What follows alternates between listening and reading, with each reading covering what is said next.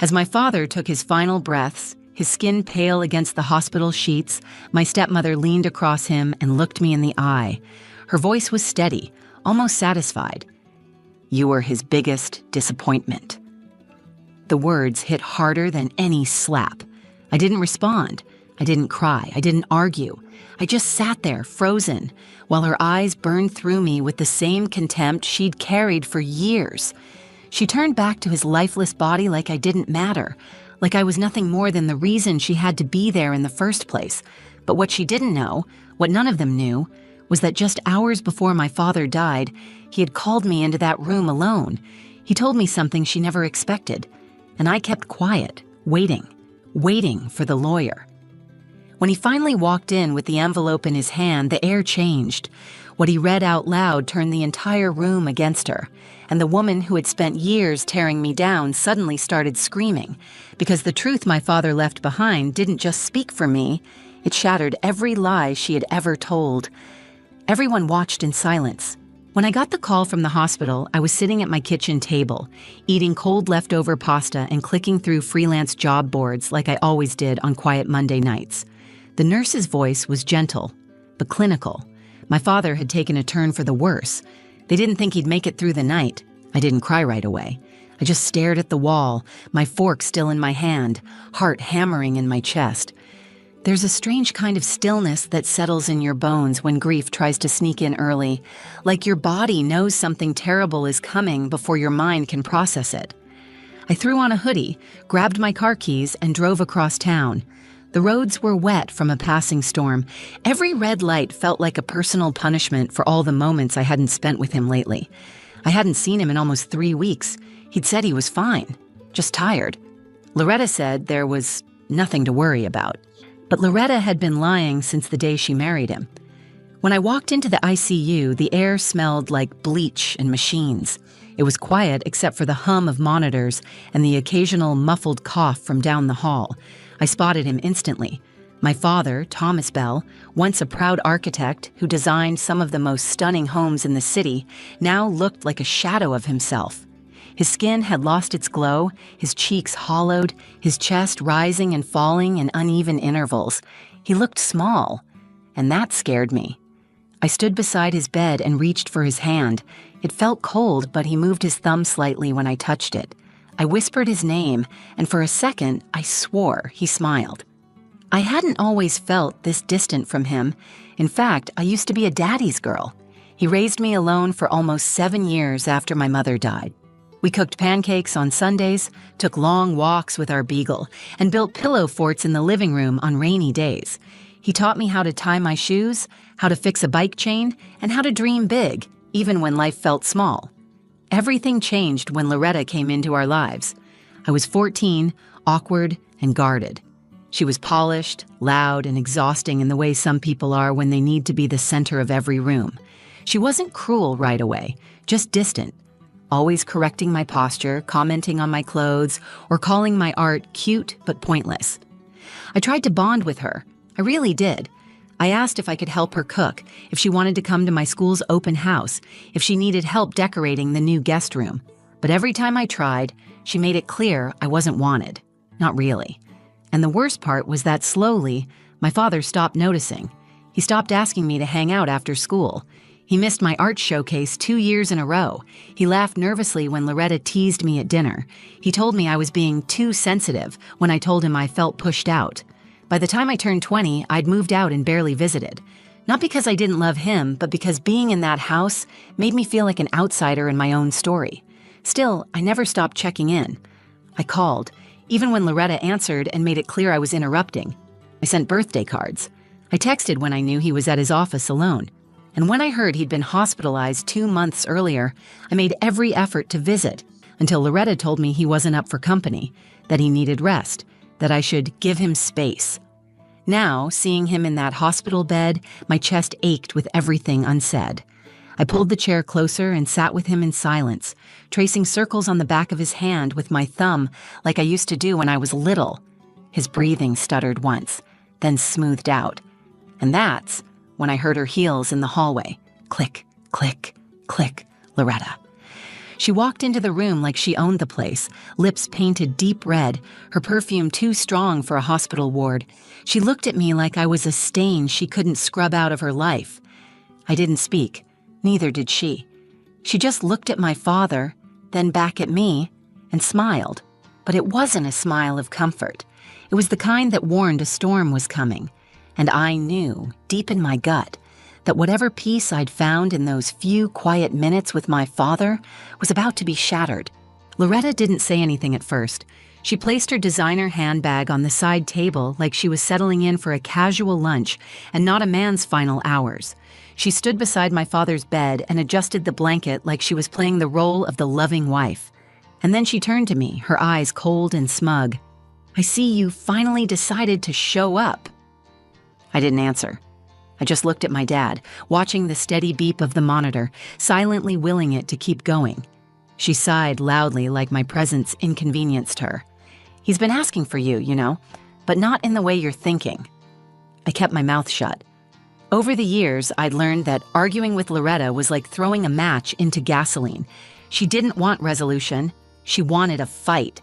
She wanted proof that she could break me. "He told me he regretted a lot of things," she continued, brushing imaginary lint off her blouse. "Mainly how much energy he wasted trying to fix someone who didn't want to be fixed." I blinked. My jaw clenched, but I still didn't speak. She took a step closer, standing now between me and the heart monitor. "He tried so hard with you, Kaya, but you were always lost, moody, ungrateful. You had everything and still acted like a victim." I inhaled deeply and focused on my father's hand. His fingers didn't twitch this time. I wasn't sure if he was even aware anymore. That thought hit harder than her words. Then came the final blow. You were his biggest disappointment. It wasn't just the words. It was the way she said it. So calm, so certain, like she'd rehearsed that line and waited for just the right moment to use it. I looked up at her then. Really looked. There was no sadness in her face, no grief, just bitterness and something that looked dangerously close to satisfaction. I didn't speak. I wanted to. I wanted to scream, to curse, to say everything I'd buried over the years, but something in me refused to give her that. Instead, I just looked back down at my father's face, willing him to open his eyes and make it all stop. Loretta laughed under her breath. "Of course you won't defend yourself. You never do, always playing the silent martyr." She moved to sit in the corner chair and crossed her legs, like this was just another afternoon of judging me from a distance. My cousin Jade arrived not long after. She stepped into the room quietly, glanced at Loretta and then at me. Her face tensed when she saw the look in my eyes, and she squeezed my shoulder as she passed. She knew the history. She'd seen it all unfold over the years. She didn't have to ask what had been said. We sat there together, the three of us, in heavy silence. The only sounds were the monitor and the occasional distant cough from a nurse's station. I kept holding my father's hand, gently brushing my thumb over his knuckles. And then, for a moment, he stirred. His eyelids fluttered. His head turned slightly in my direction. A faint whisper escaped his lips. "Kaya." I leaned in. "I'm here, Dad. I'm right here." He smiled. It was faint, but it was real. And I saw something in that smile. Regret, love, maybe both. Loretta stood up quickly, trying to lean in too, but he didn't look at her. His eyes were locked on mine. He tried to say more, but no words came out. Just a shallow exhale, and then nothing. The monitor flatlined. The nurse came rushing in, pressed a few buttons, and then quietly shook her head. Time of death, 9:16 p.m. Loretta stepped back, hands clasped together as if she were the grieving widow. But her face was unreadable. No tears, no tremble. Just a tight-lipped expression and a glance in my direction like she'd already claimed victory. I felt like I was underwater, the room muffled and blurry. But deep in my pocket, I felt the weight of the envelope my father had given me just a few days earlier. His voice echoed in my mind. "Whatever happens, just wait for the lawyer." So I stood. I kissed his forehead. I said goodbye. And I left Loretta alone in that sterile room with all her lies and cold, practiced smiles, because I knew her moment was coming, and it was going to burn. The night after my father died, I barely slept. I lay on my couch in a hoodie that still smelled faintly like the hospital, staring at the ceiling fan as it spun in slow, useless circles. I thought I'd cry.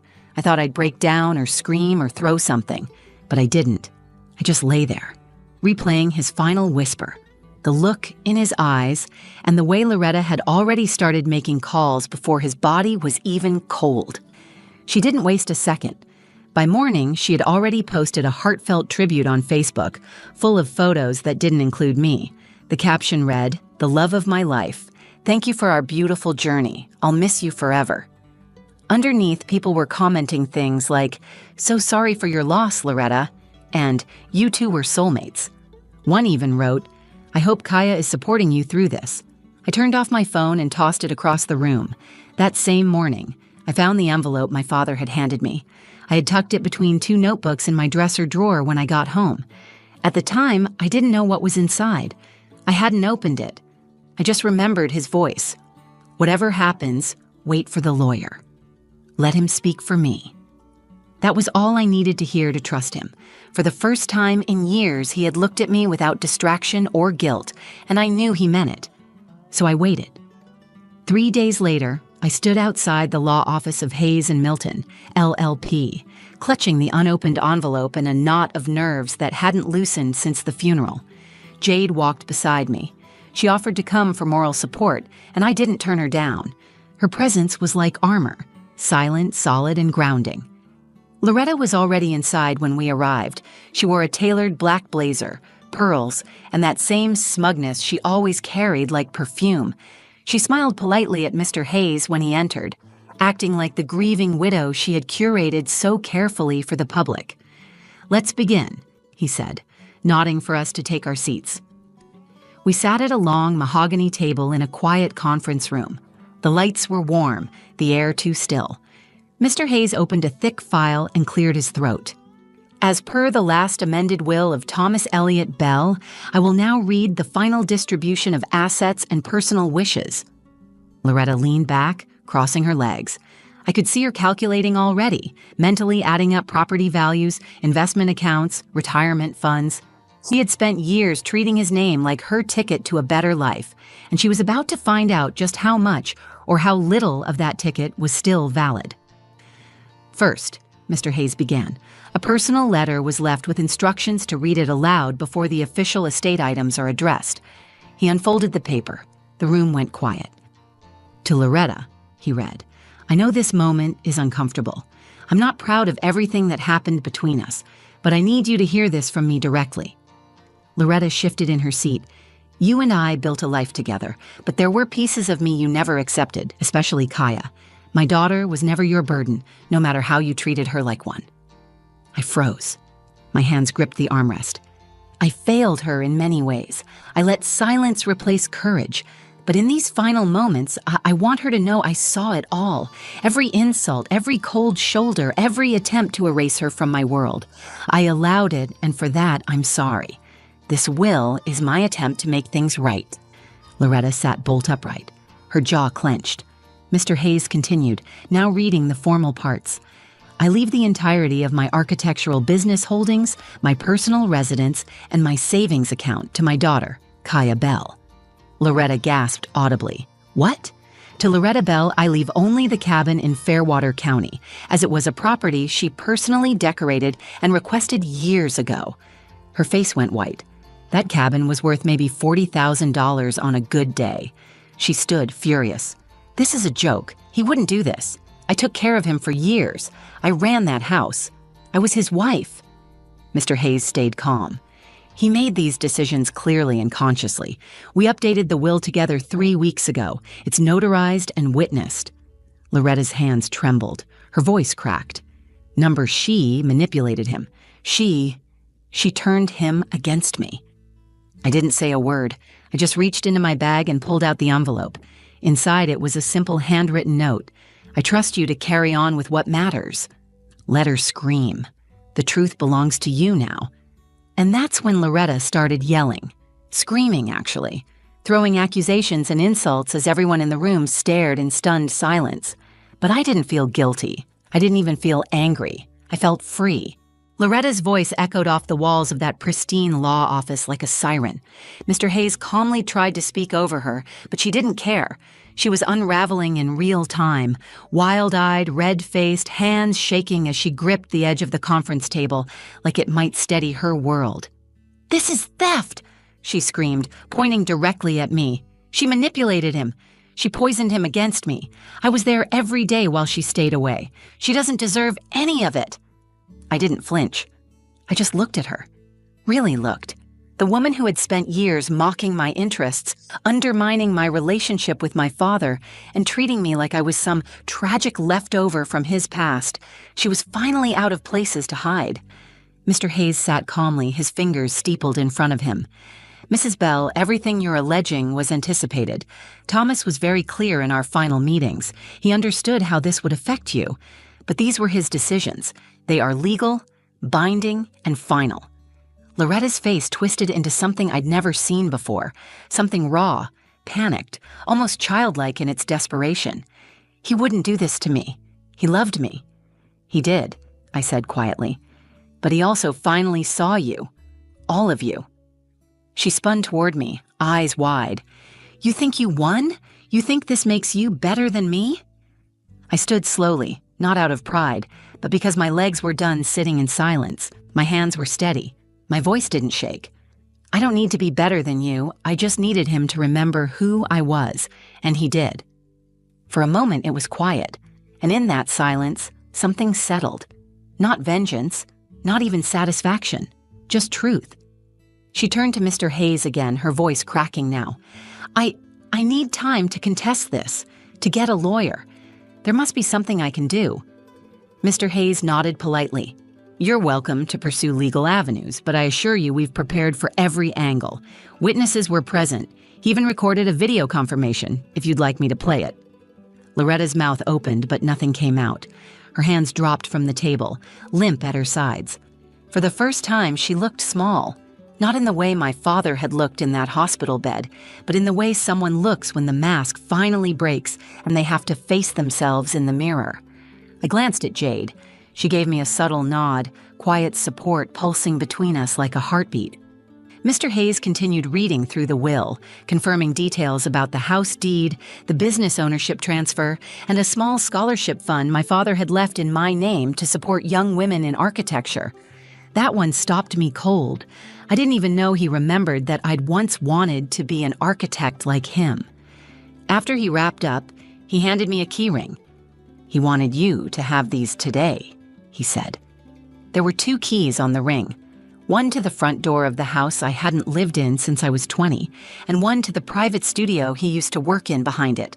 I stared at the keys for a long second before gently curling my fingers around them.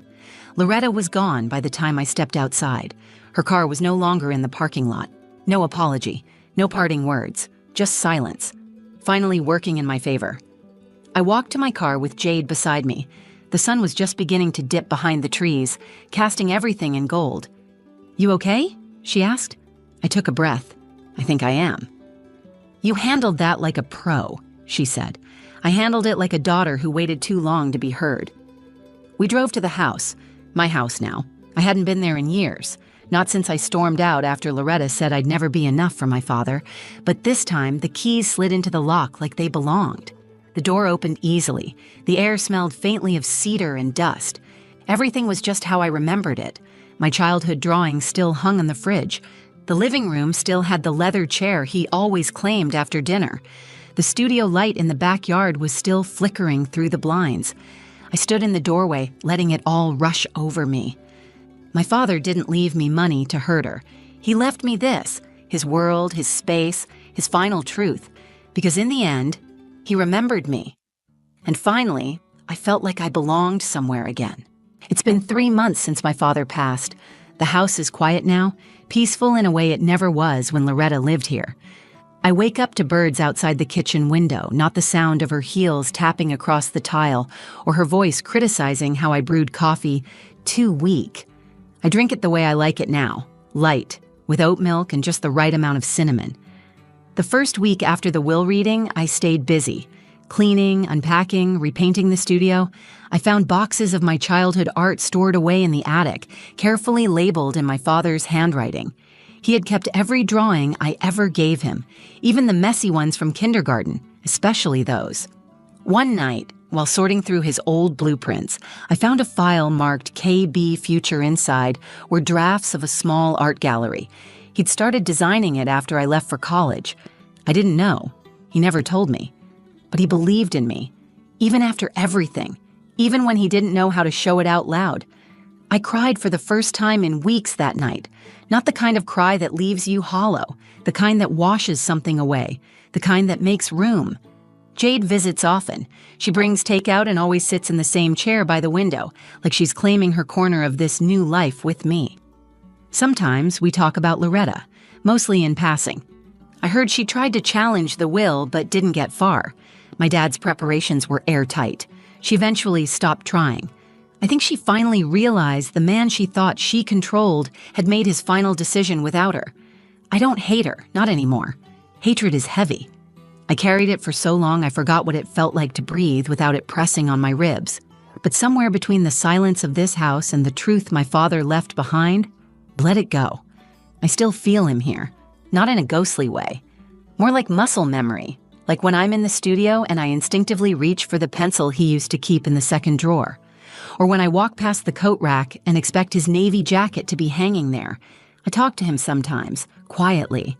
Not because I think he can hear me, but because some words deserve to be said, even if no one's there to answer. Thank you, I say most often, not just for the house or the keys, for seeing me. I used to wonder if staying silent that day at the hospital made me weak. If I should have stood up to Loretta, if I should have fought back louder, harder. But now I know silence isn't always surrender. Sometimes it's strategy. Sometimes it's strength.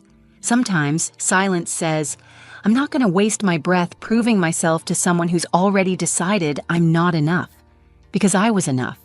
I am enough. And my father knew that in the end. That's what matters. People still reach out occasionally. Old family friends, distant cousins. They say things like, I had no idea things were like that, or your dad always lit up when he talked about you.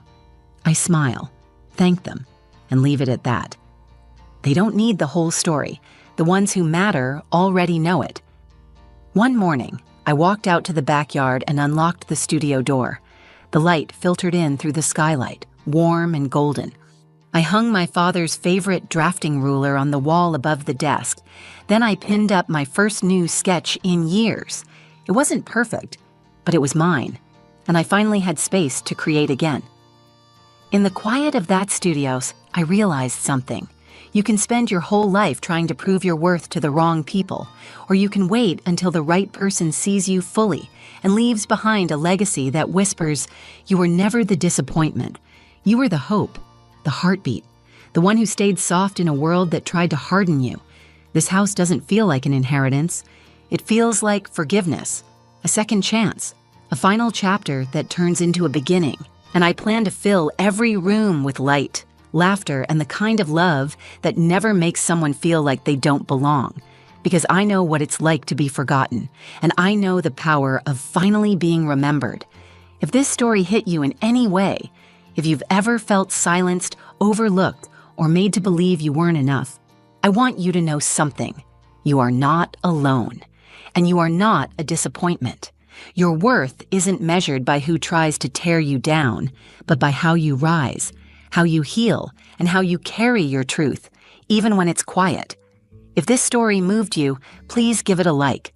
Share it with someone who needs to hear they're not alone. Leave a comment below. I read every single one, and I'd love to hear your thoughts or your own experience. And if you want more stories like this, real, raw, and honest, subscribe to the channel. There's so much more I want to share with you. Thank you for being here. Thank you for listening, and remember, sometimes the loudest kind of strength is the kind that waits. Until next time.